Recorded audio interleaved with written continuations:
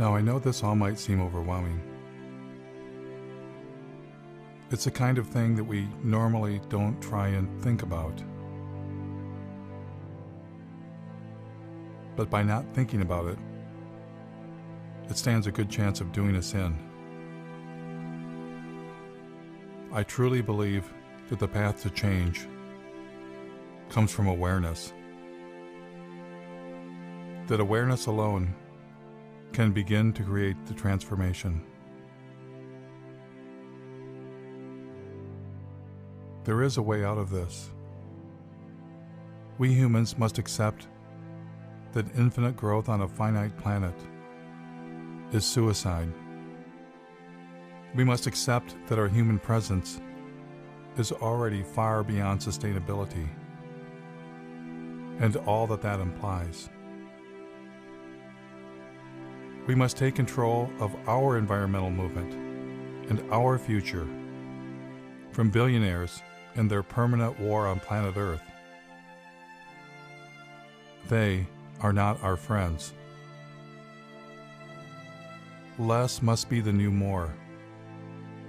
And instead of climate change, we must at long last accept that it's not the carbon dioxide molecule destroying the planet. It's us. It's not one thing, but everything we humans are doing. A human-caused apocalypse. If we get ourselves under control, all things are possible. And if we don't,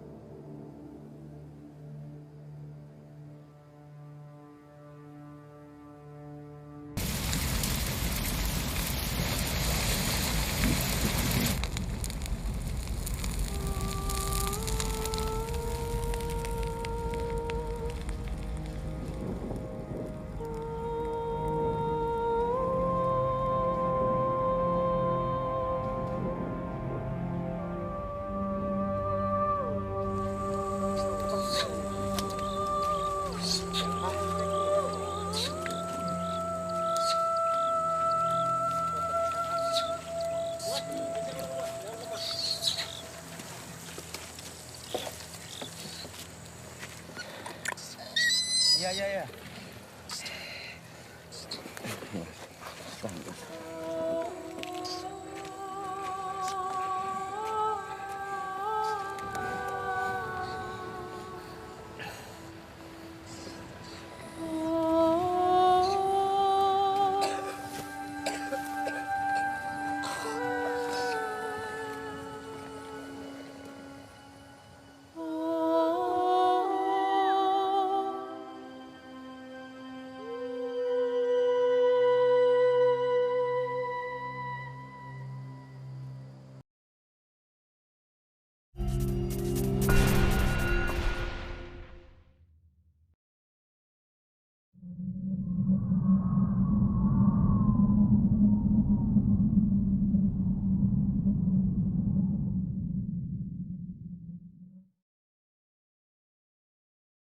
I've got a question.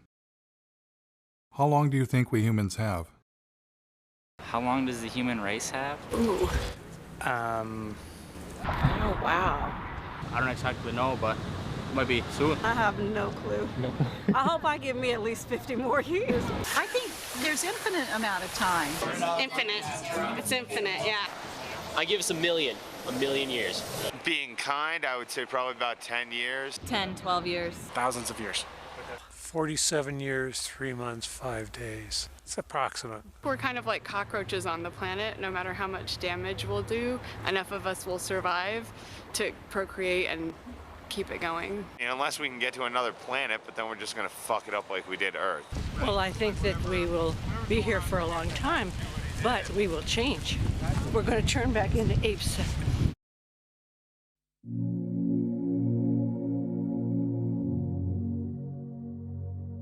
Have you ever wondered what would happen if a single species took over an entire planet? Maybe they're cute, maybe they're clever, but lack a certain, shall we say, self-restraint?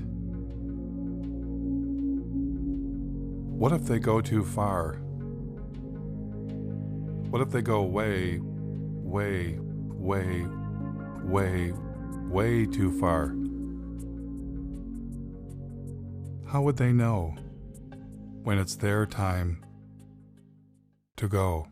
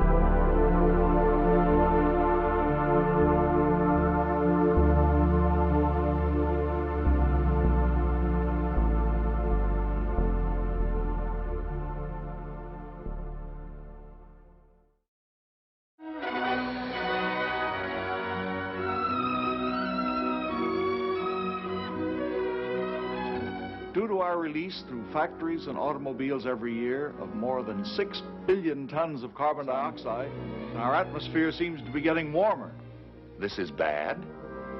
Well, it's been calculated a few degrees rise in the Earth's temperature would melt the polar ice caps. And if this happens, an inland sea would fill a good portion of the Mississippi Valley. For in weather, we're not only dealing with forces of a far greater variety than even the atomic physicist encounters, but with life itself. That was 1958. We've known about the dangers of climate change for 6 decades. Back then, there was so much air pollution it would actually block out the sun. There was so much water pollution, rivers caught on fire. Forget throwing plastic bottles into the water. We tossed our cars in there. We also knew someday we'd run out of oil. For millions of Americans, this may be the worst weekend they've ever faced for finding gasoline to give them the automobile freedom they take as their due. I never doubted humans would find a better way, and I wanted to be part of it. A scientist sounded the alarm, and the modern environmental movement was born. Unless we do bring these chemicals under better control, we are certainly headed for disaster. Students all across the country organized the first Earth Day. At this point in time, it's very, very fashionable to talk about the environment, but as every day proceeds, we find very, very little concrete being done. As for me, you might say I was an early environmentalist. When I was 9 years old, a bulldozer began knocking down the woods near my home. I retaliated by putting sand in its gas tank. When I grew up, I became a tree hugger and moved to the wilds of northern Michigan to build a sustainable homestead and commune with nature. I wired my cabin for solar panels and heated with wood instead of fossil fuels. I wrote about sustainable living and environmental issues for the Mother Earth News and several news outlets. I traveled the country documenting invasive species, ecosystem collapse, and species threatened with extinction. I covered protests against destroying mountains for coal, and was once even confronted by the BP police. You're a journalist? Jeff Gibbs, yeah. By all means, you can take all the pictures you want. Okay. We'll write a report, and then we have to send it to the FBI and the U.S. Attorney's Office. They'll call you. Through all of this, I kept wondering, why are we still addicted to fossil fuels? So I decided to begin following the green energy movement. What better place to check out how our renewable energy revolution is coming along than a solar festival in the Green Mountain state of Vermont, powered by 100% solar energy. Solar. I was having fun and got a chance to ask about getting solar panels installed. You can keep adding, so maybe every time you get a tax return, buy another solar panel. But then a little rain began to fall.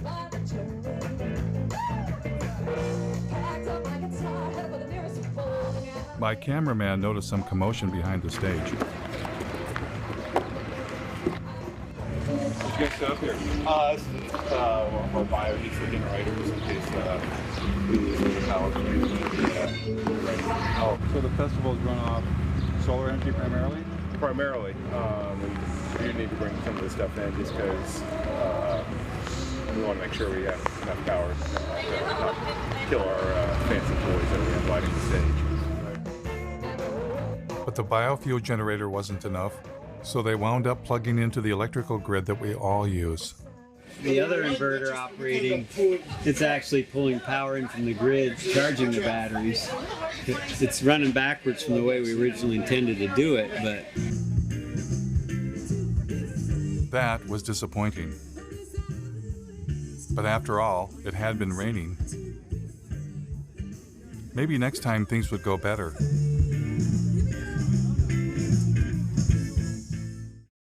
Luckily for us, hope was on the way.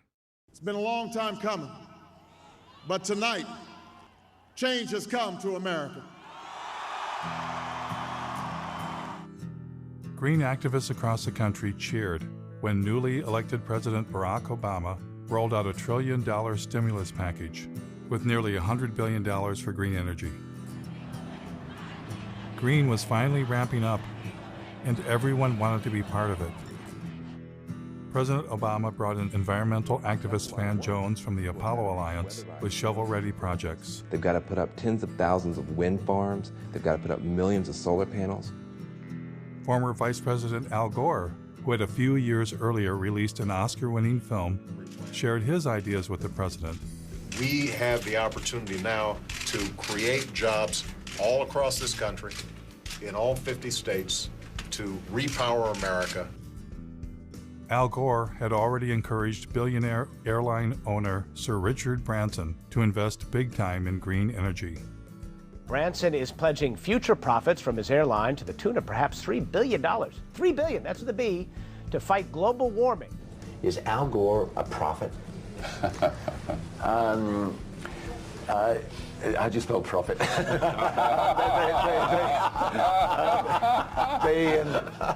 Investors came forward. Investor Vinod Khosla, known as the father of the clean tech revolution, has poured over $1 billion of his own money into some 50 energy startups. Major banks were eager to get involved. By 2020, we think renewables will require $395 billion on an annual basis. Robert F. Kennedy Jr. was both on the board of major environmental organizations and was leading a green energy investment group. We build wind farms, we build solar farms. Once you build our plant, it's free energy forever. The Sierra Club received $50 million from billionaire and former New York City Mayor Michael Bloomberg. Their mission, fight coal and promote clean energy. So with the mayor's gift, here's what will happen. We'll have a large and aggressive presence in 46 states. It's time for America to find a new energy path, one that takes us beyond coal.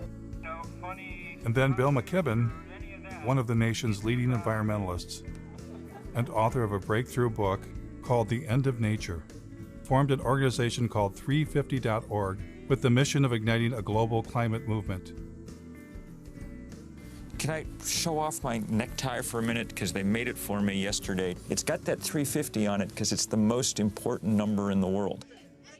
Things were looking up, and the green energy revolution was underway. Michigan had been hit hard by the Great Recession, and hundreds of millions of dollars in green stimulus money was arriving. Now, to do their part for the new green economy, General Motors introduced a new line of electric vehicles. When the Chevy Volt was ready for release, I attended their press conference. So these electric vehicles are ready for public consumption, and we're ready with the infrastructure, with the rates, with the communications. I am extremely grateful to be here today, and in fact, this is a chance for me to say thank you more formally. The Chevy Volt is upstairs. We'll be able to take a look at it. We got about 1,000 photos. Yeah. This is the plug.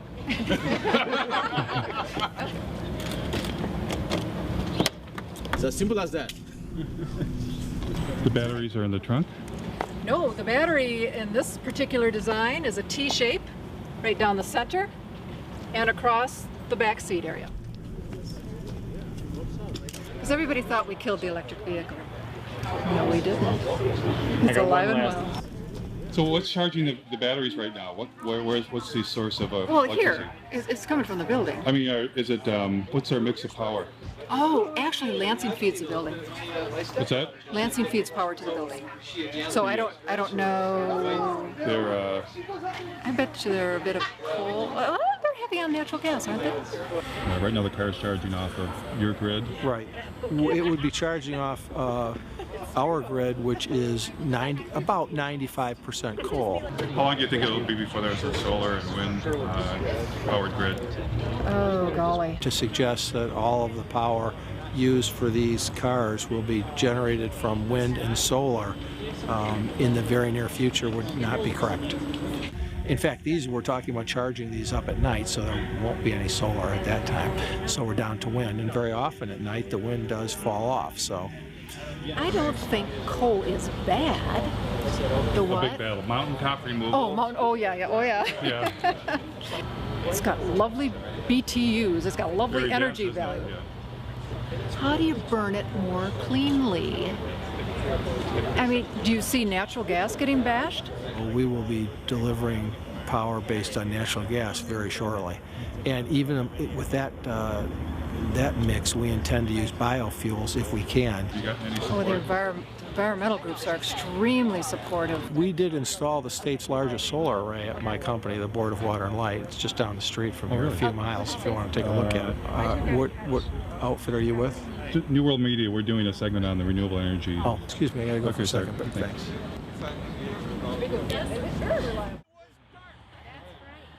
I decided to take him up on his offer to check out their football field-sized solar array right down the street. What we're trying to do with this kind of a tour is get a sense for what they've already done as an indication of what we could do to push the envelope even further. We took a hard look at wind and determined that, around here there's not any real good wind coming through all the time. That's what we liked about solar. You would get the power when you most needed it. Pass these around, look at them. They are pliable. made in Michigan. That was another good thing. Although the efficiency of these panels is only about just under 8%. If you happen to be NASA and you happen to own a rover running around Mars, they have very efficient panels. But we can't afford those at about $1 million a square inch. How many homes would this array provide electricity for? The standard answer that we tell everybody is we're providing enough to meet the peak requirements of 50 homes. However, for most of the people that look at it a little bit closer, we generate about 64,000 kilowatt hours a year. Our average customer uses about 6,000 kilowatt hours a year. 6,000 into 64 is just a little over 10. We can meet the energy requirements for 10 homes over a year. Will that be an incentive to put more solar on? Well, if you wanted to make all of the energy required for the city of Lansing over a year, well, how about you'd have a solar array that was 3 miles by 5 miles. Right, but we're not going to do that. But I mean, what would? My friend from the Sierra Club wanted him to be more positive, but he was not interested. As a consequence of the big push for green energy, wind farms were rising around the nation, including near my home in northern Michigan. We've done coal and nuclear for years. We've been trying to get in more into the renewable side. These are the largest in Michigan. I think it's 482 foot total. How many yards of concrete? There's 800 yards of concrete in the base, right around 140 tons of re-steel. What are those blades made out of? That's all fiberglass and balsam. They're about 36,000 pounds apiece. This tower will weigh 800,000 pounds when we're done. Then the cell is 220,000 pounds, and the hub and rotor assembly is another 160. It's pretty substantial. They were impressive machines. But is it possible for machines made by industrial civilization to save us from industrial civilization?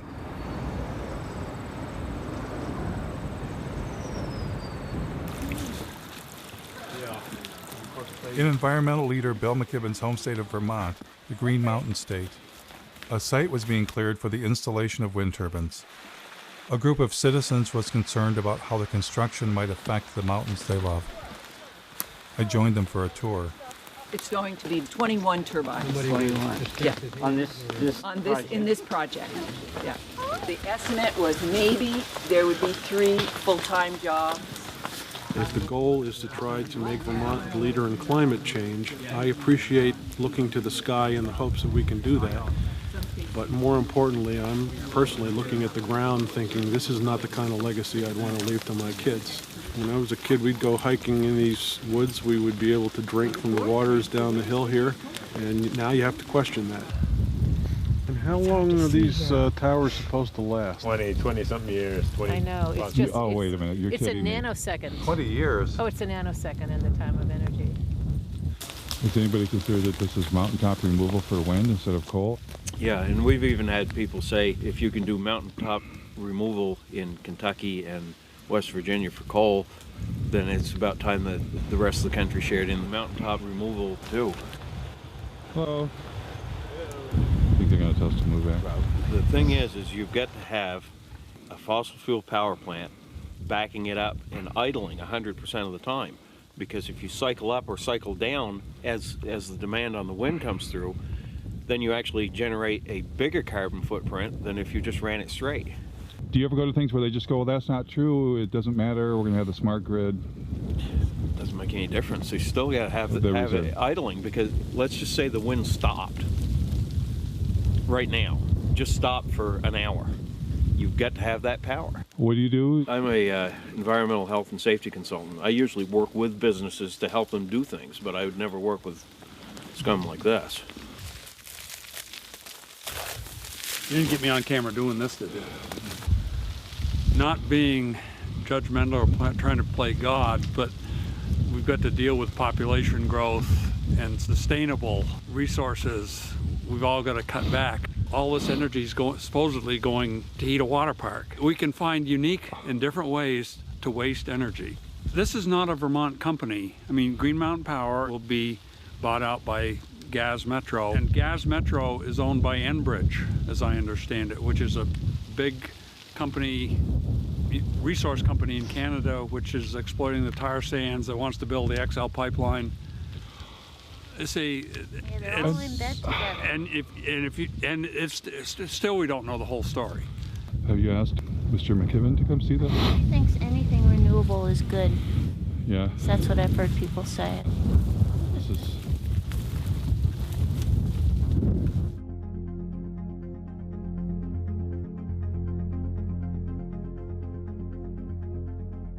I'm in a strange position. I'm against our addiction to fossil fuels and have long been a fan of green energy. But everywhere I encountered green energy, it wasn't what it seemed. This is like a perpetual energy battery. And where do you get the hydrogen from? The hydrogen, hydrogen is sourced from any hydrocarbon material. So you can get it from natural gas, you can get it from any petroleum or oil-based product material. I read about a zoo that was said to be powered by elephant manure. But it turned out the elephants didn't even produce enough manure to heat the elephant barn.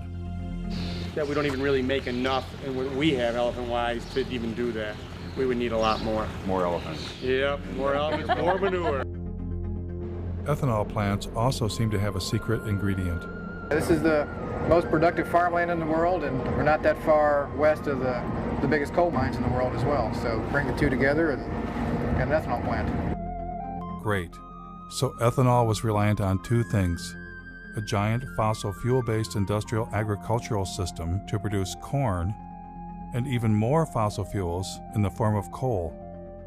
All of this in the attempt to replace fossil fuels? It was enough to make my head explode. I was getting the uneasy feeling that green energy was not going to save us. And I wasn't the only one.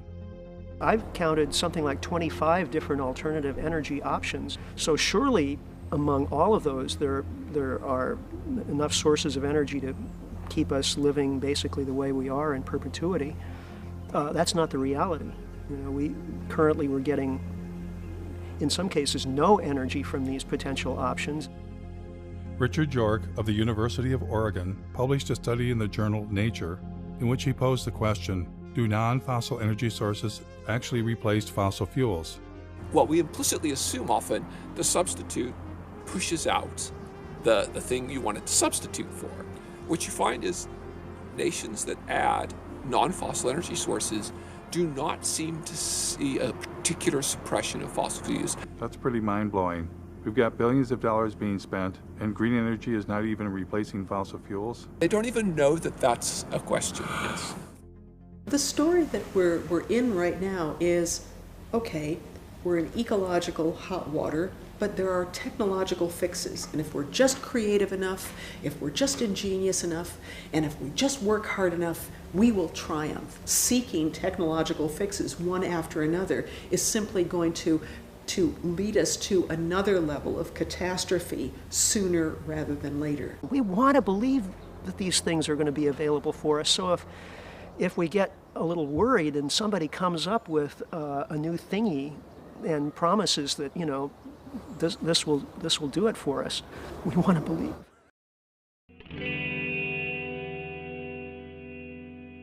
Because we're a little worried.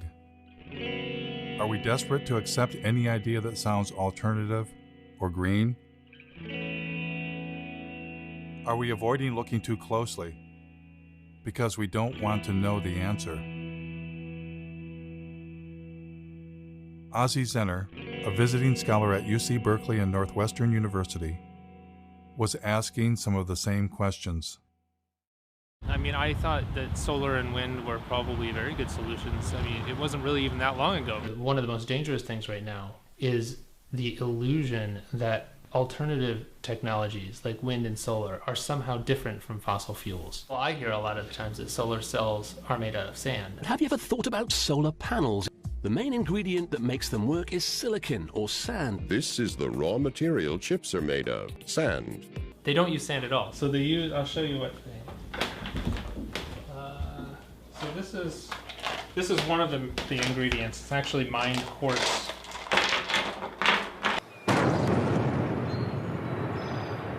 Spruce Pine, North Carolina, regarded as the finest source of high-purity quartz in the world for semiconductor, solar, and communication applications. But you can't use sand because sand has too many impurities. So you start with a very high-quality quartz and a very high-quality coal. And then you put those two together into an arc furnace and you melt them. The quartz is then melted with coal in a large furnace at temperatures of up to 1,800 degrees. So you need more coal to do that. So I get another coal out. So when we melt these together, we get silicon metal and carbon dioxide. And the carbon dioxide just goes off and you got rid of the carbon, you're left with silicon metal. This is not clean coal. Not clean coal. Ozzie Zenner said it was an illusion that renewables were replacing coal or any fossil fuel. Environmental groups continued telling a different story. We've already seen more than 25% of the U.S. coal fleet has already either retired or is on a schedule to retire. Coal plants were closing, but Ozzie explained that well-meaning people were being misled. NV Energy is now going to go ahead and shut down the plant and go with renewable. One of the largest solar plants, and that's going to happen right behind me. Since you can't replace a coal plant with solar, they're actually replacing the coal plant with 2 natural gas plants. And natural gas is a fossil fuel. This is the Las Vegas cogen natural gas plant. This is one of the facilities that's replacing the coal plant that's being shut down. This is the Sun Peak generating facility. This is the second natural gas plant that was used to replace the coal plant. And you hear the same story in Iowa.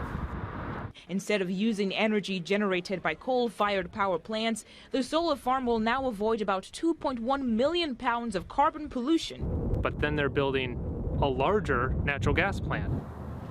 This is a 650 megawatt natural gas plant. That's 4 times more megawatts than the coal plant over there that it's replacing.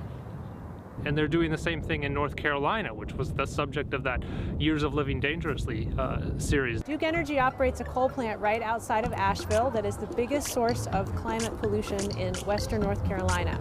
And we are working to retire that plant and replace it with clean energy. But what they don't tell you is that we're also building a larger natural gas facility.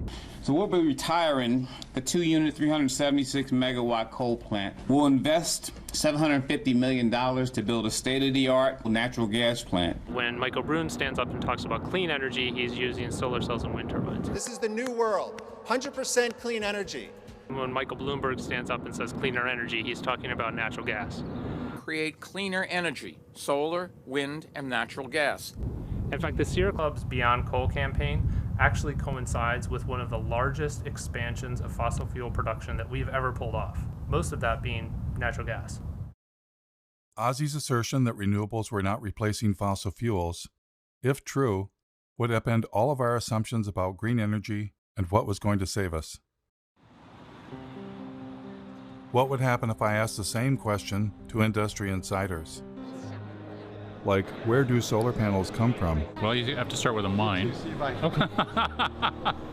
Or, what's stopping us from running the world on 100% solar and wind? Well, intermittency is one of the major challenges with grid stability. The sun's everywhere except when it's not there. There's a lot of developers that were flocking to California wanting to connect their solar farms and wind farms. The utilities would turn to me and my team to help them look at what the impact to their grid would be. When we add solar cells or wind turbines to a grid, do we get to shut off a coal plant? That's certainly the goal. The problem is, or the difference is that renewables are intermittent. All of a sudden a cloud cover could come over and your solar generation could drastically decrease. And if you don't have something else there to meet whatever the load is at that moment, then you're going to have power outages. So we don't get to turn a fossil fuel power plant off when the sun is shining or the wind is blowing? Well, it's not that easy. We need to be able to back up that power to keep the system steady all the time so it doesn't collapse. Most likely that's through fast-acting gas plants, but also what we call the baseload plants, either nuclear or coal, that are on all the time, but that maybe can be dialed down during the day and dialed up when demand starts rising. Does it affect the efficiency to turn fossil fuel power plants on and off? Oh yeah, they don't like to be dialed up and down.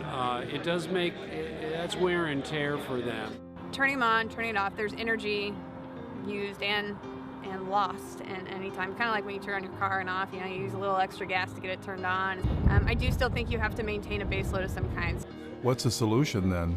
You need energy storage. Without storage, you can't count on it. If you can store the energy that's created off of things that are intermittent, like solar and wind, you can store that, then you're reducing your need for a baseload.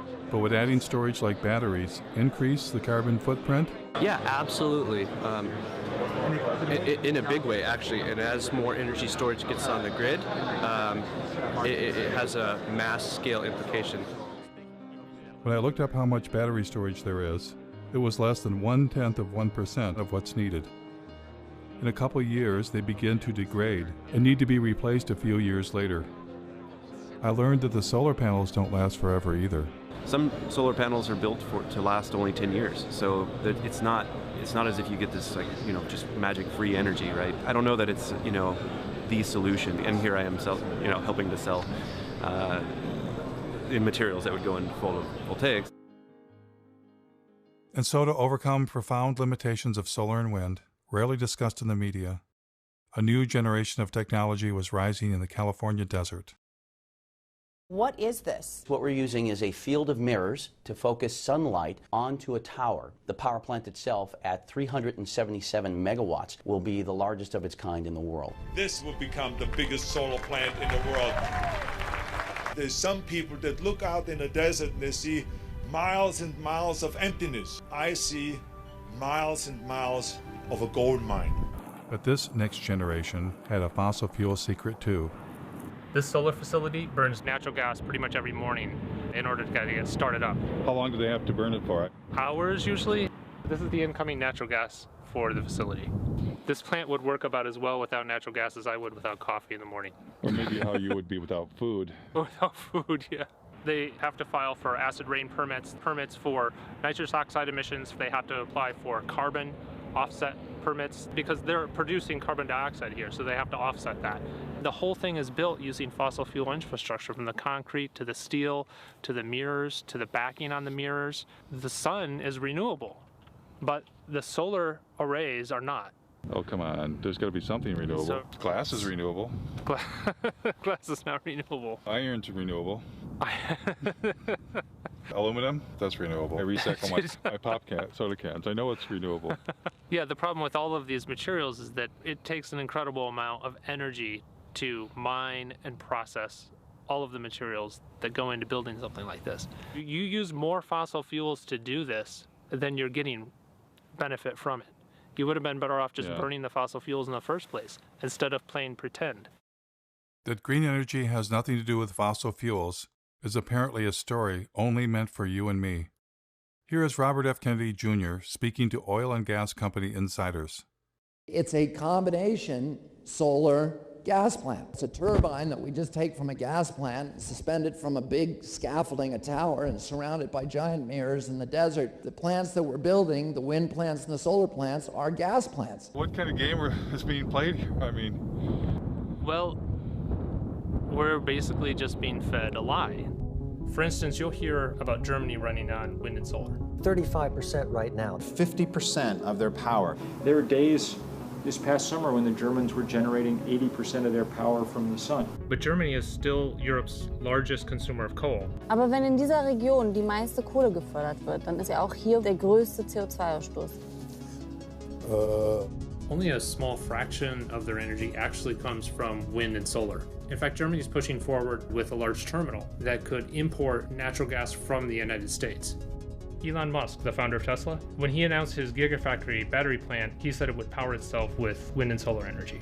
Through a combination of geothermal, wind, and solar, it will produce all the energy that it needs. But in fact, it has lines connecting it to the same electrical grid that we're all connected to.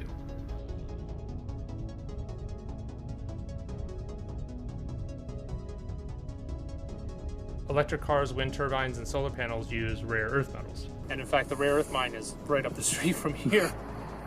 In mining these deep deposits, about 90% of what they pull up out of the ground contains uranium, thorium, and low level of other radionuclides. Radioactive waste that has to be disposed of somehow. They kind of turn into a paste and spread it over the desert floor. Well, that's good for the desert, right? Yeah, the desert loves that. Tesla's electric cars are built with aluminum, which uses 8 times more energy to manufacture than steel. They use lithium, which also rely on toxic mining, and even more graphite, which is one of the rarest forms of carbon. In fact, the investors wanted to open several new graphite mines after Tesla announced the Gigafactory. Apple claims to be 100% renewable. We never stop thinking about what's best for the planet. We now run Apple on 100% renewable energy. All of our facilities worldwide. And they did chop down a forest to put up solar panels near their North Carolina plant. But they didn't disconnect from the grid, and they can't. Duke says energy-hungry companies like Apple can never go entirely off the grid. They're still hooked up to our grid. Despite all of the claims, I haven't found a single entity anywhere in the world that's running on 100% solar and wind alone. It turns out, you don't just need fossil fuels to run a place like Ivanpah. You need the devil himself. Or in this case, themselves. All of the mirrors that you see there are built by the Koch brothers, Guardian Glass Industry, a company that they control. Koch Carbon creates a lot of the inputs that are used to create the cement and the concrete and the steel. And not only that, they build the plants that builds polysilicon for solar cells. They actually their own solar line called Solar Molex. From every step of the process, the Koch brothers are there. But they're the evil doers. Yeah, the funny part is that when you criticize solar plants like this, you're accused of working for the Koch brothers. That's the idiocy in all of this. This absolutely cannot extend civilization's life. This relies on the most toxic and industrial processes that we've ever created.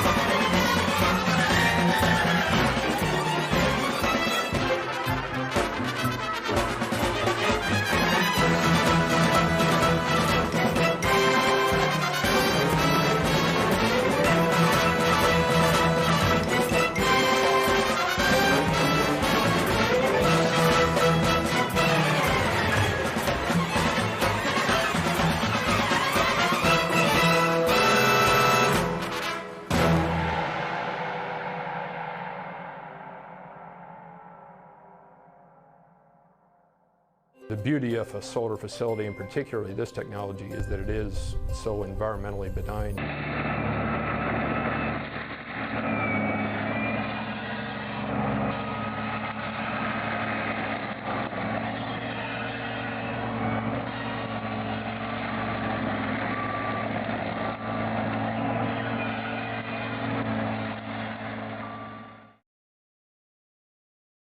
I too had once thought deserts could be sacrifice zones. I was wrong. Deserts are not dead. They are in fact full of ancient life.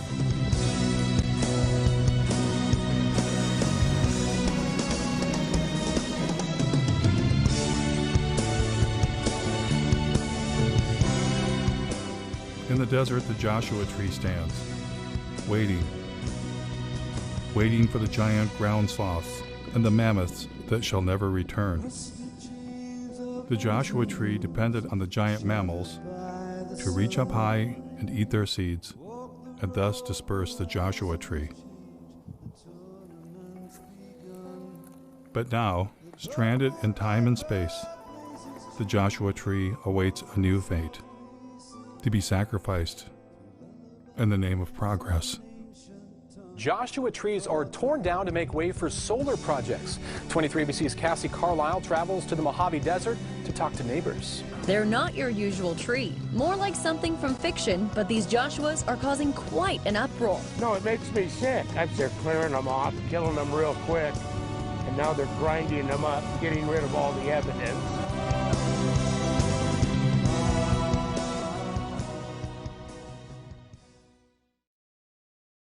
Not far from Ivanpah Solar, Daggett, California is home to several generations of solar arrays, including some of the first on the planet.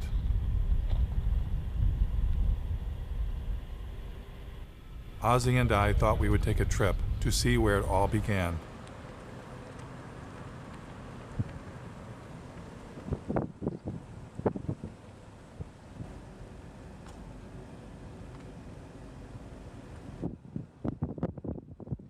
This is one of the sunniest places in the planet, really. This the center of the solar industry. And they've been building and dismantling and building arrays here for about 40 years. Then we happened to run into the mayor of Daggett.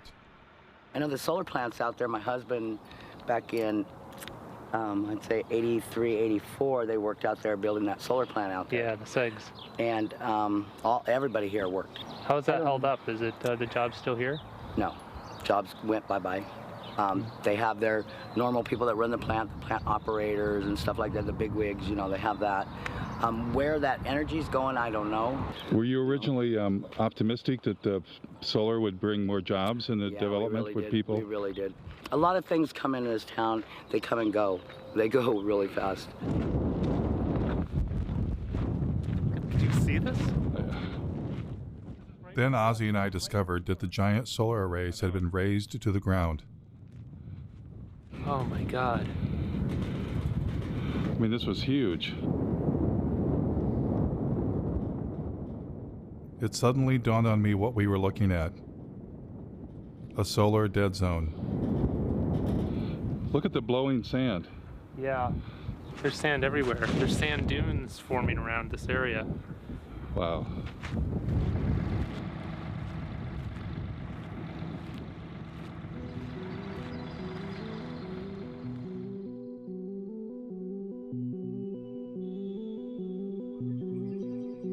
So after all the mining, the fossil fuels, the toxins, the environmental destruction, here's what happens next. Only a few years after it was built, things at Ivanpah began to fall apart. Broken mirrors littered the desert. Yes, these giant solar and wind technology installations may last only a few decades, then tear it down and start all over again. If there's enough planet left.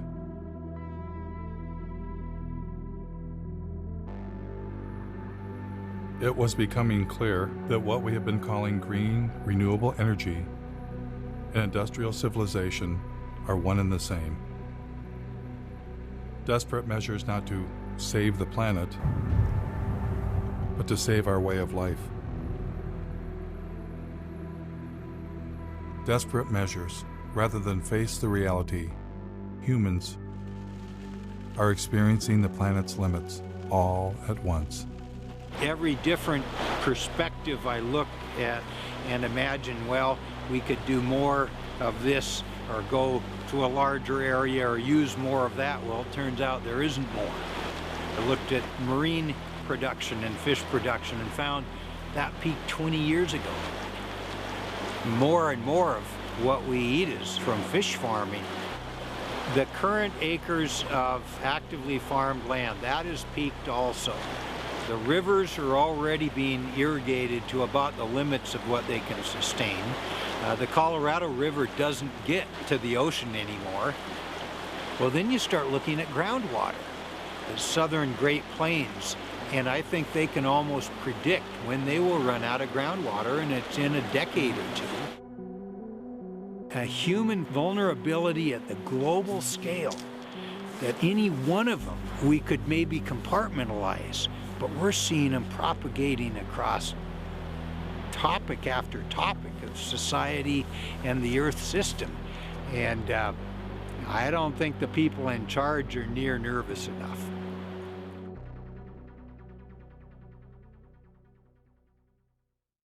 Though each of them takes climate change seriously, every expert I talked to wanted to bring my attention to the same underlying problem. There are too many human beings using too much too fast. As a global community, we really have got to start dealing with the issue of population. Population growth continues to be not the elephant, the herd of elephants in the room. Can a single species that's come to dominate an entire planet be smart enough to voluntarily limit its own presence? Is there any precedence for that in nature?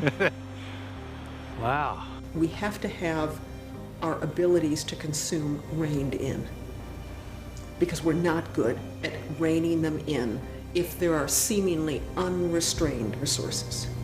Species hit the population wall a lot and then they crash. I mean, that's a common story in biology. If that happens to us, in a way, it's the natural order of things. And I don't think we're going to find a way out of this one. I don't. As a scientist, what leads you to that conclusion? Well, because right now, a large percentage of that number is supported by industrial agriculture, which is heavily subsidized by oil, and it's not sustainable. And, you know, and there's no going back. Without seeing some sort of major die-off in population, there's no turning back. What's the thing that nobody ever asked you that you want? Nobody's ever asked me if I'm scared. Yeah. And I am. I actually am scared. I lose sleep over all of this.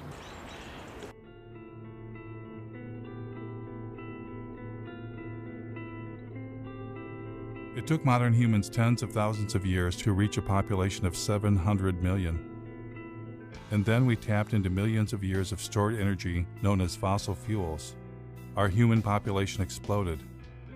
It increased by 10 times in a mere 200 years. Our consumption has also exploded, on average 10 times per person, and many times more in the Western world. You put the two together, the result is a total human impact 100 times greater than only 200 years ago.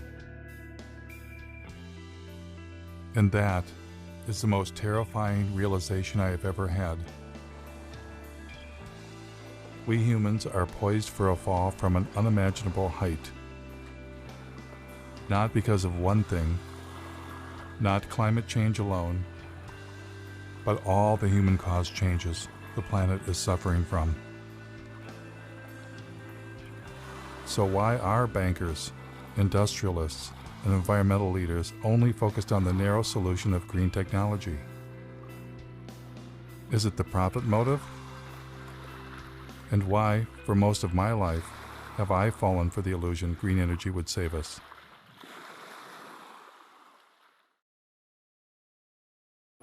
Clearly, to answer this question, I needed professional help. Keep my stuff, but that ever. No. Never heard. I'll just be honest with you about my dilemma. You can be my, clinical, social, psycho. It's like the right has religion, and they have a belief in infinite fossil fuels. Our side says, oh, it's going to be okay. We're going to have solar panels. We're going to have wind towers. As soon as I heard you talk about our denial of death, I'm like, could that be it? Could it be that we can't face our own mortality? Could we have a religion that we're unaware of? Absolutely. I think you've hit the proverbial nail on the head. What just differentiates people from all other forms of life is that, we're not only here, but that we know that we're here. If you know that you're here, then you recognize even dimly that you'll not be here someday. And on top of that, we don't like that we're animals. So we don't like that we're going to die someday. And we don't like that you could walk outside and get hit by a fucking meteor. What human beings did back in yesteryear is to envelop ourselves in culturally constructed belief systems. You know, call them cultures, call them worldviews, schemes of things, whatever you call them. Every human community has them. Every culture has an account of the origin of the universe. Every culture has a prescription for how you're supposed to behave while you're here. And every culture offers its denizens hope of immortality, either literally or symbolically. Then the question is, well, what happens when you bump into people who don't share those beliefs?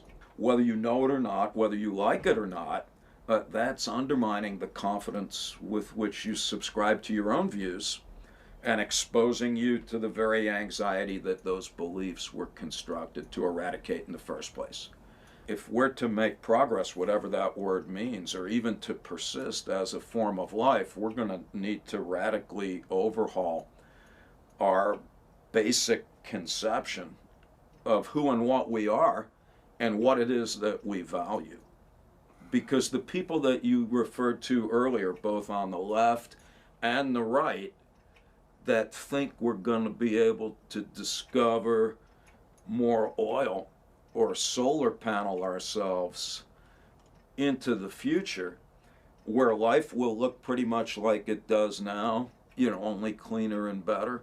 Either with more oil or greener Correct. or both. I think that's just frankly delusional. What I'm hearing is that if I haven't come to grips with my own anxiety about death and life and presented with a reminder of that, I'm highly likely to make some tragic decisions for the community. Yes. The only solution in principle is, you know, as Albert Camus put it, he said, there's only one liberty: to come to terms with death. Thereafter, anything is possible. I find that downright inspiring. As for our environmental leaders who dwelled in comfortable illusions, how tragic of decisions were they capable of making? I was about to find out.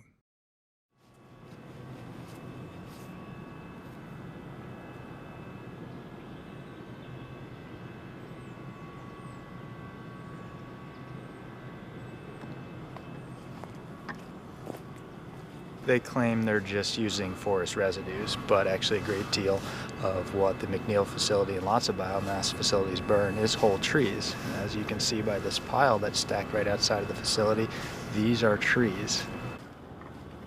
It turns out that the biggest source of green energy in Vermont is something called biomass, burning trees to create electricity. This is definitely not the way, and that the first step is actually looking at our lifestyles and how we can reduce our energy consumption. This is all the ash that has varying levels of toxic metals, a great deal of radiation, as these trees have been absorbed. Oops, there's a... You're in unforbidden territory here. Are we? They asked both of you to come up to our office, okay? Is that something you're interested in doing? It's not an interest. You got 5 seconds or I'm calling 911. Okay. You got 2 individuals here. Police will be down here in about 2 minutes. But you asked us to leave and we're doing so, I'm so we're not not asking trespassing. you to leave. I'm asking you to come up to the office. Okay, thanks for the offer. Maybe next time?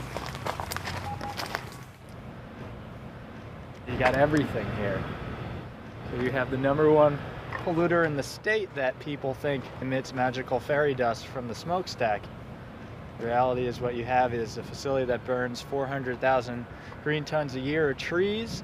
This facility burns 30 cords of wood per hour. That's a hell of a lot of wood. And on top of that, it actually burns natural gas as well. And to think you would have to have 10 of these to replace one average coal-fired power plant. You know, it's just not going to work. It's just nuts. It takes a great deal of fossil fuels to cut down all of these trees, to truck them in, to use the big machinery to dump the wood chips everywhere. So the idea that somehow this is not anything to do with fossil fuels just doesn't even make any sense. It couldn't happen without fossil fuels, in fact. How did the environmental groups get pulled into this? Obviously, the main factor is delusion.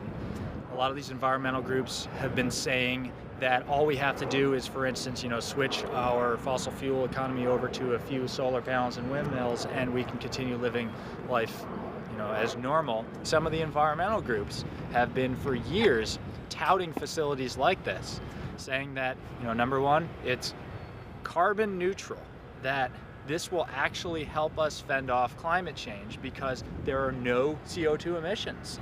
It actually emits over 400,000 tons per year of carbon dioxide. Oh, but once we cut them, they'll grow back. They'll grow back over a period of decades to centuries. But if we cut every tree in the United States, it would be able to power the country for a year, and then what happens when, the streets are gone?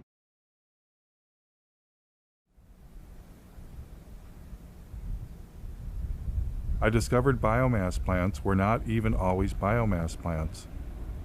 This is actually a solid waste incinerator that's posing as a biomass plant. The impact on this community is severe. The plant is right next to its Head Start school for preschool kids. There is Green Hill Manor, and that's an assisted living senior residence. And there's also a Catholic elementary school right next door. How do you know they're polluting? Can you see it We ever? can see it.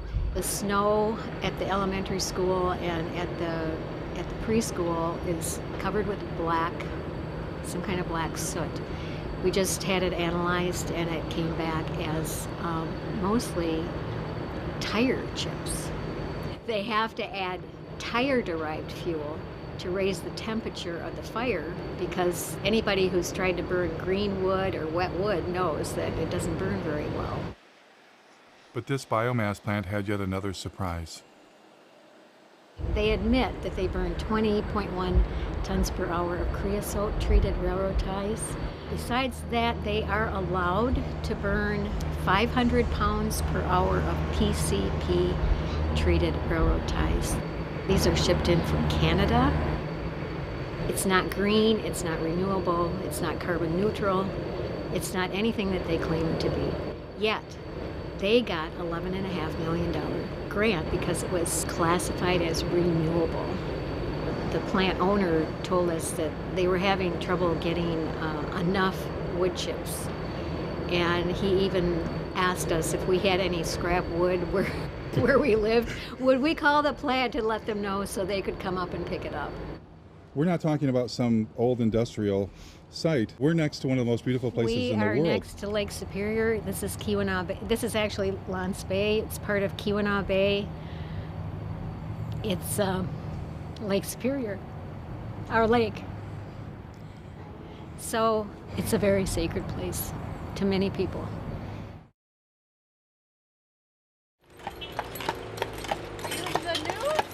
No, there's supposed to be a climate change rally.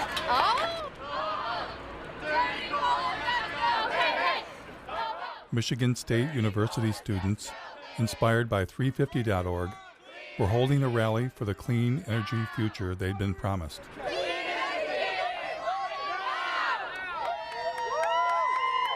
Imagine when I found out that it is the largest on-campus coal plant in the nation. The goal is to get the whole world moving beyond fossil fuels. Who wants to do a 350 sign on the steps of the... But it turned out Michigan State had a form of green energy in mind the students did not support. The university contracted with a energy contracting company. They put together like a modeling tool. First 2 or 3 months that the steering committee was using this modeling tool, it didn't even contain data for wind or solar. So there was... Adam told me they were planning on substituting coal burning with biomass burning.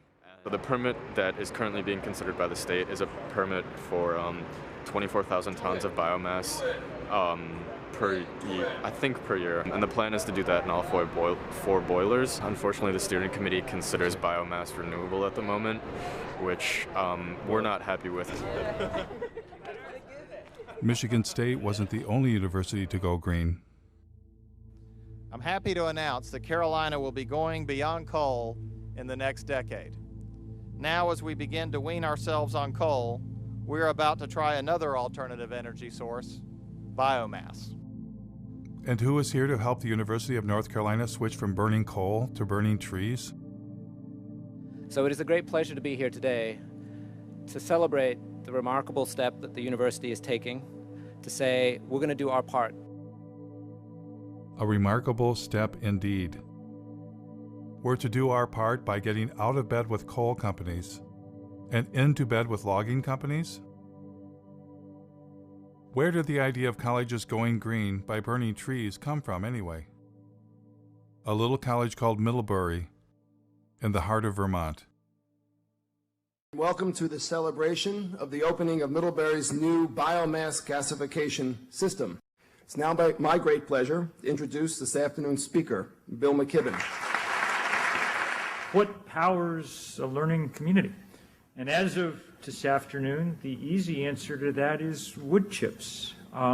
It's incredibly beautiful to stand over there and see that big bunker full of wood chips. You can put any kind of wood in, oak, willow, whatever you want. Pretty much anything that burns, we can toss in there if we can chip it down to the right size. And there are very few similar cases any place in this country of that kind of change over that scale. But it shows it could happen anywhere, and it should happen anywhere. In fact, it must happen everywhere. It must happen everywhere. And now it's time for a nature break, enjoying our sustainably managed Michigan forests. If you walk through here and you look, there's virtually nothing growing. A little bit of grass occasionally. And it seemed that biomass plants indeed were suddenly everywhere. Like this one in Cadillac, Michigan. In Detroit, an incinerator that burned garbage was considered green. The Detroit incinerator is known to emit horrible smells and pollutants that neighbors say make them feel sick and put their health at risk. It's a stink. It's a horrendous stink. A proposed biofuel plant for the Upper Peninsula of Michigan would consume trees from tens of thousands of square miles. In order to create 40 million gallons of ethanol, they were going to have to use up over 1 million tons of green wood. We pointed out that they were going to be using more natural gas than they were going to be creating ethanol to displace the natural gas. If you continue to do this, you're going to be fertilizing the forest. Fertilizing the forest with fossil fuels. Fossil fuel-based fertilizers. Made from natural gas. Yeah. Then came a ballot proposal backed by Bill McKibben and nearly every major environmental group, requiring Michigan to get 25% of its electricity from renewable sources by the year 2025. This year, Michigan voters have a choice. Keep burning dirty coal and oil, or move Michigan to clean, renewable energy like wind and solar. Vote yes on Proposal 3. Surprisingly, Proposal 3, also known as 25 by 25, was the brainchild of an organization that was 100% biofuels and biomass. Allowing America's farms, ranches, and forest lands to be active participants in contributing to America's energy future. These are the biomass and biofuel plants across the U.S.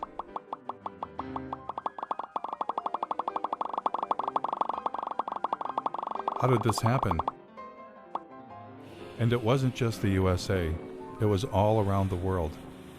Wood chips, which is just a euphemism for trees, are being exported to Europe from America, British Columbia, Brazil, and Indonesia, wherever they can get them from.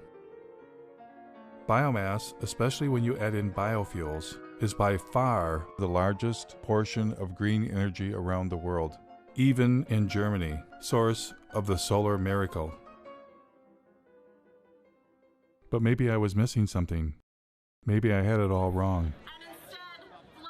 I decided to ask people protesting fossil fuels how they felt about biomass and biofuels as green energy. Did you say we don't need to do biofuels and food and forest for energy? No, definitely not. Of course not. Of course not. Burning biomass, any kind of combustion is something we just need to move away from. The more trees we have, the better. A lot of that didn't grow overnight. If we cut it down, we don't know the impact of that. You're here as an oak tree, fight a chainsaw, that wouldn't be saving the planet. No, it's a painful way to go. I can tell you that right now. It'll take you a while to regrow.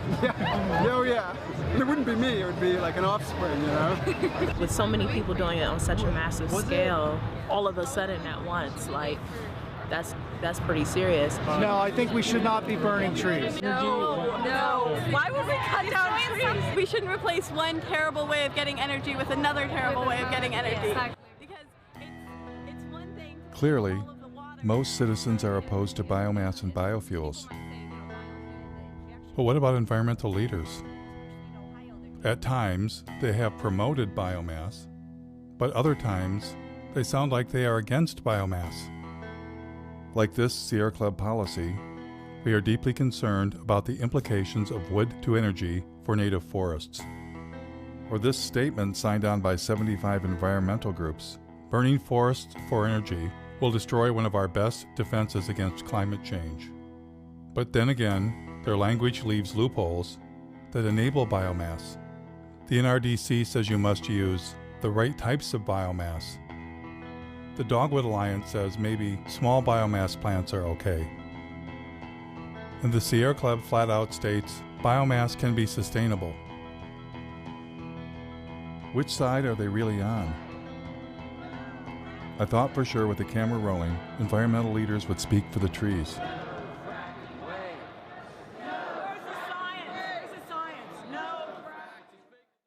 We're here to tell a story about what the forests of this state, of our Commonwealth, mean to us. Does your organization have any stance on that? I'm not sure I would say we support it as much as we can wrap our heads around it. We've almost made a peace with the timber industry. I'm just curious, what's your group's stance on using forests for biomass? Biomass is renewable, biomass is sustainable. And I'm with Clean Water Action. We don't really have a stand on it. If the director of the Sierra Club was here, she'd be able to talk your ear off about it. I'm the director for the Sierra Club in Pennsylvania. Does the Sierra Club support or not support biomass? I'm not totally prepared to talk about our policy on biomass today. Our position is somewhat nuanced, so I just want to be, careful not to. So you're with 350? I am. Does 350 have a position on biomass? Because I'm kind of actually... I can't really speak for 350. Do you personally have an opinion about whether we should be burning trees for green energy?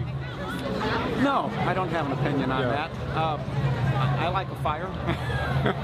One of my biggest concerns as an environmentalist is that we're starting to burn trees, that there are tree burning power plants. Are you aware of the problems with biomass or biofuels? Yeah, I'm not as aware of that as I could be or should be.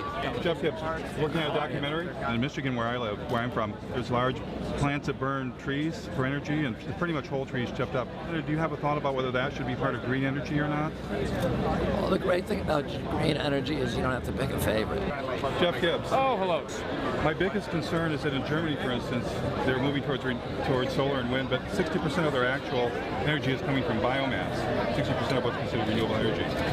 Burning trees for energy? I don't know the details out of Germany. What Germany's really doing is a lot of sun and wind, and that's really powerful to see. I'd like to see us come out against any burning of trees for clean energy. Would you? Although I confess I stoke my wood stove almost every night of the winter, so I'm not the right. But designating green energy for power plants.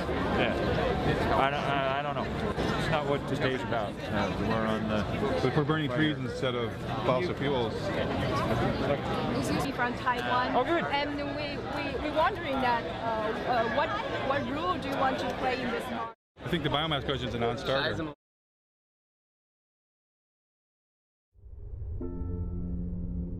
I found only one environmental leader willing to reject biomass and biofuels. So we are talking of the old oil economy trying to maintain itself now through another raw material, the green planet. The only reason corn and soya is being planted for biofuel in this country is the subsidies make it profitable.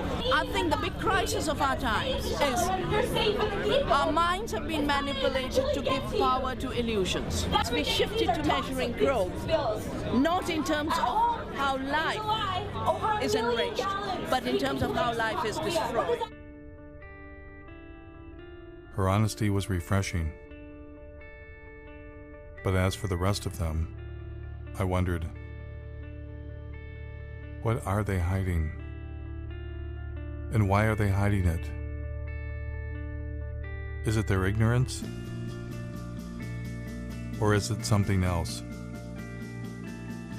What if they themselves had become misguided? What if they've made some kind of deal they shouldn't have made and are leading us all off the cliff?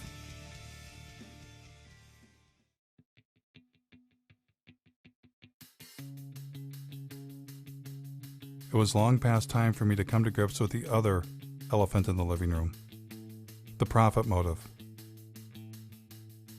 The only reason we've been force-fed the story climate change plus renewables equals worse saved is because billionaires, bankers, and corporations profit from it. And the reason we're not talking about overpopulation, consumption, and the suicide of economic growth is that would be bad for business, especially the cancerous form of capitalism that rules the world, now hiding under a cover of green. Today, Bloomberg Philanthropies is making, I'm happy to announce, a new investment of $30 million in the Beyond Coal campaign. We have more. I'm glad to say that more than a dozen additional funders have committed to match that $30 million. And who were these new partners? One of them was Jeremy Grantham, billionaire, world's leading timber investment advisor. They were not investing in trees to turn them into nature preserves, which might answer another riddle. Why is this name redacted on the Sierra Club's tax return? Would they be embarrassed to take $3 million from a man who made his living selling the forests of the world? Bloomberg bringing a timber investment billionaire to the party was no coincidence. Bloomberg sponsored a UN climate session to discuss ramping up biomass and biofuels around the world. Billionaires were in love with the idea of turning what was left of nature into green profits. Remember when Al Gore had gotten Richard Branson to invest billions into saving the planet? Richard Branson, founder of Virgin Atlantic, powered a Boeing 747 from London to Amsterdam on a coconut oil mixture to highlight the potential of this amazing oil as a clean energy biofuel. Branson had actually invested in biofuels. He was attempting to replace the jet fuel damaging the planet with biofuels that required the consumption of the living planet. And it was game on for the airline industry. Dozens of researchers from all over the Northwest gathered in Missoula the past 2 days to explore the idea of converting the region's massive reserves of wood into jet fuel, especially with the demand for aircraft fuel expected to grow by 1 billion gallons in the Northwest alone. United Airlines will buy a $30 million stake in biofuel company Fulcrum Bioenergy. The airline used 3.9 billion gallons of fuel last year. What technology was Silicon Valley billionaire Vinod Khosla hoping to profit from? Nature takes 1 million years to produce our crude oil. Kior can produce it in seconds. The company took over this old paper mill where logs are picked up by a giant claw, dropped into a shredder, and pulverized into wood chips. Clean gasoline. Green gasoline. There must be a downside. There is no downside. The bank that crashed the economy, ruined millions of lives, and has our tentacles on the levers of power. What would their favorite form of green energy be? One of the very interesting markets that we deal with is Brazil. It's unlike any other market in that today, alternative energy isn't really alternative energy. It's so much a part of the fabric of the society. The country began to utilize its vast resources of sugarcane to produce ethanol. There was a man from Goldman Sachs who was particularly in love with turning forests into profits.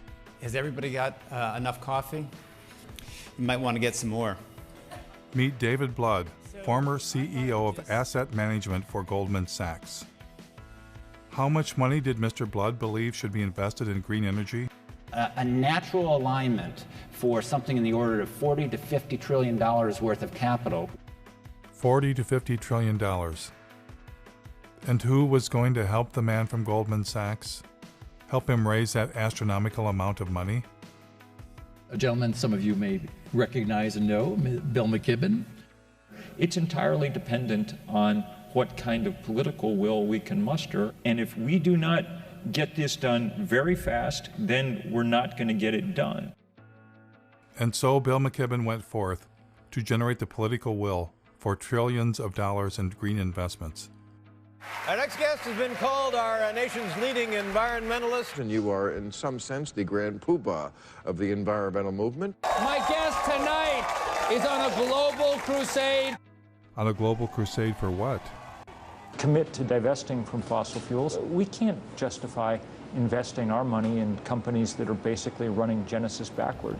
So when you divest from fossil fuels and invest in green funds, what are you investing in? I took a deep dive into Securities and Exchange Commission filings to find out. For instance, in the Green Century funds, recommended by 350.org and Bill McKibben, I found less than 1% solar and wind, and 99% things like mining,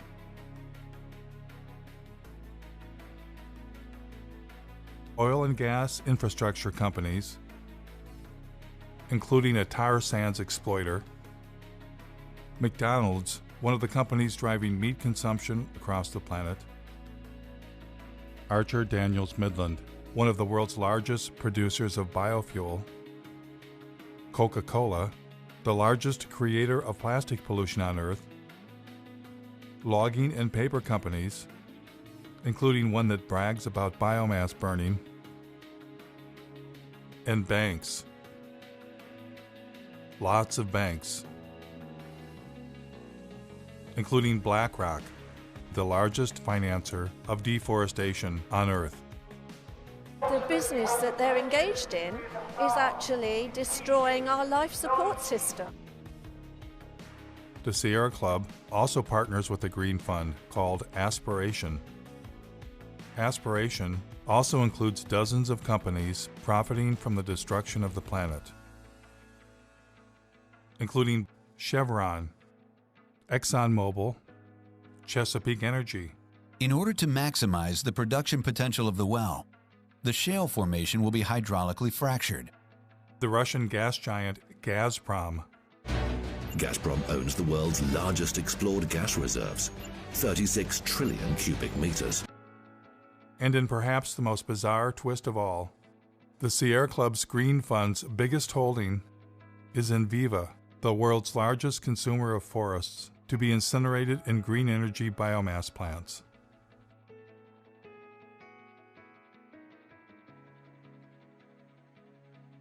Of course, one investment option is a green fund run by Bill McKibben's buddy, David Blood. And who was the chairman of this fund? Someone familiar. Use capitalism. It gives incentives for people to do their best.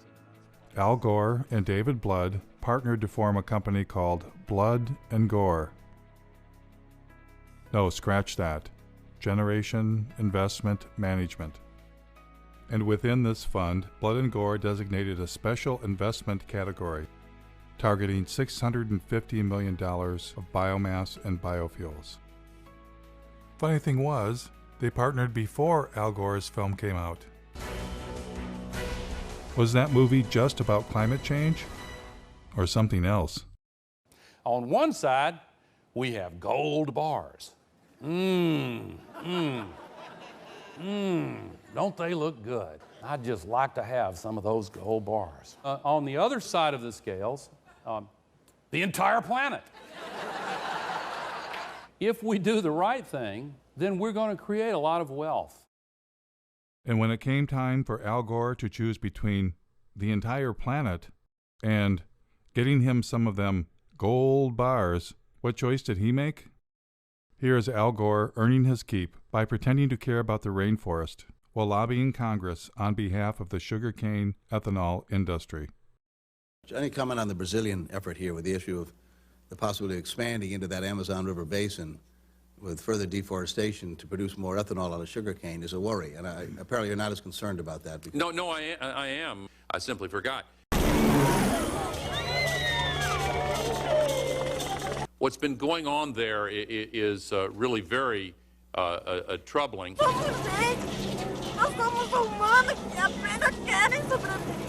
And with your permission, I'll show you a very quick example of it over a period of 25 years. The invasion of sugarcane monocultures in the region clashes with the indigenous people's right to land. These are images of a last-ditch attempt by the Guarani Kaiowá to resist eviction. Important to note that the exploitation of the sugarcane growing areas in Brazil does not have to inevitably have the knock-on consequence of causing destruction in the Amazon. Sugarcane fields are burning. They're set alight before the harvest to eliminate the leaves and tops of the plant, which makes cutting more efficient. Environmentalists blame the seemingly endless sugarcane fields for air and water pollution on an epic scale. And along with deforestation, the threat it poses to the environment is becoming clear. Once the indigenous families were expelled, the landowners set their homes on fire.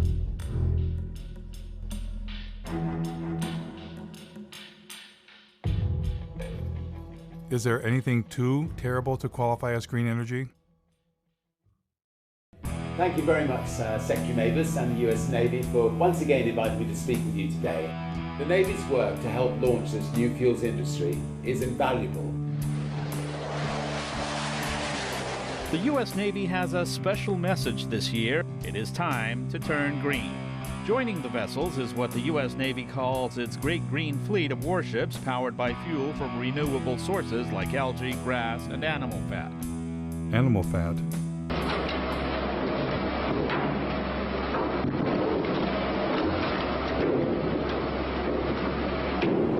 The next time you fill up at your neighborhood gas station, you might find yourself pumping a little alligator into your tank. That's right, UL Lafayette researchers have developed alligator fat into a renewable source for biofuels. And once we run through the animals, what's next? GE, who brings you nuclear energy and wind turbines, is ready with a plan. I believe that liquid fuels, chemicals are eventually going to have to be made from sustainable raw materials. We believe that seaweed is one of the most attractive opportunities.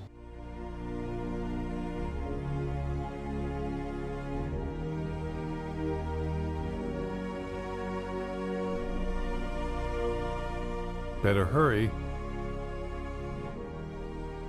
1 year after it was filmed, the seaweed forest was dead.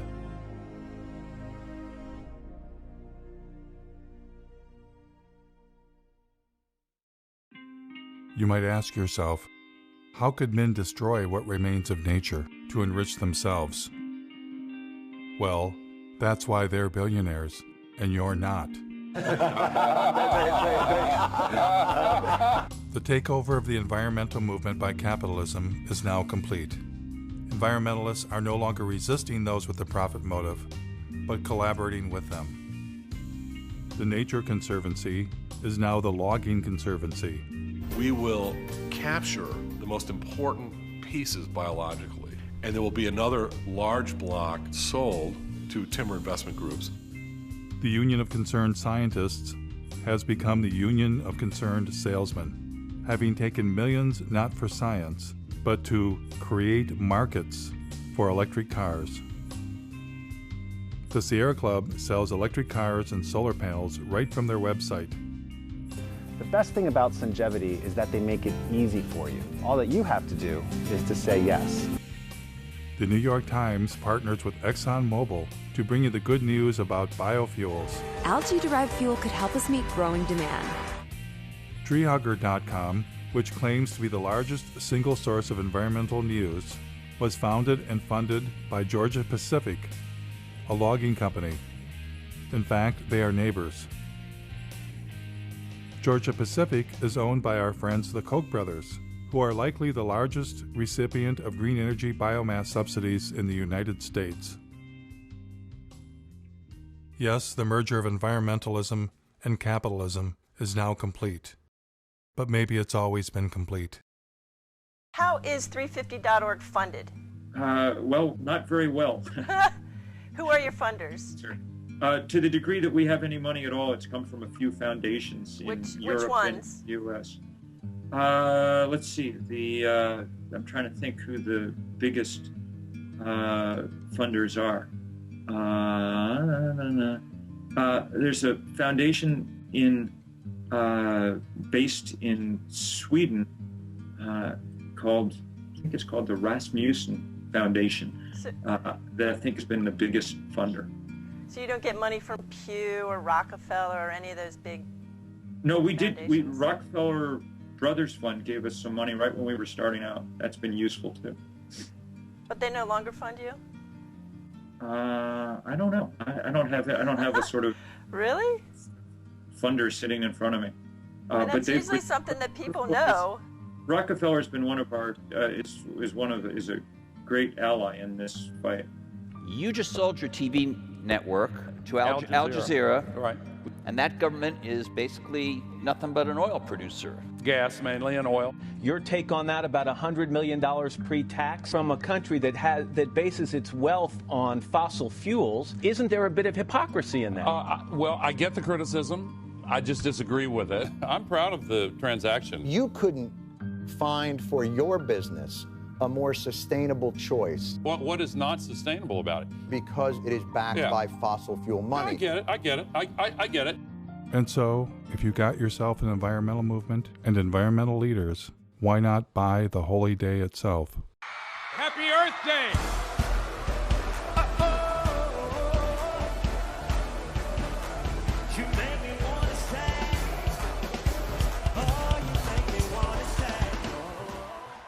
Now we are facing the greatest sets of issues that we've seen in my lifetime. It's time now for a new generation to jump up on the stage and create a habitable country, a habitable planet that we can all enjoy. Are you that generation? I need to thank Building Energy, which provided so much solar power to this that we've powered the entire event with solar energy. But when I went backstage to see what was really going on, You ain't running this whole thing on that, Jack. I can tell you that. The toaster is 1,200 watts. So that run right there could run a toaster. I found the installer. Hi. Are they running the festival on these solar panels? The concert is run by diesel generation system. They didn't ask us to energize the concert. Oh, okay. And we'd also like to thank our incredible corporate sponsors who've been behind the movement to end extreme poverty and tackle climate change since the very beginning. We want to thank Toyota, Citibank. We want to thank Caterpillar. We're standing at the construction site of the Dakota Access Pipeline. It looks like there are at least 3 bulldozers actually bulldozing the land. People have gone through the fence. The bulldozers are still going. And they're marching over the dirt mounds. Get the fuck out! Get the fuck out! Without these partners, it wouldn't be possible. Let's give them a round of applause, everyone.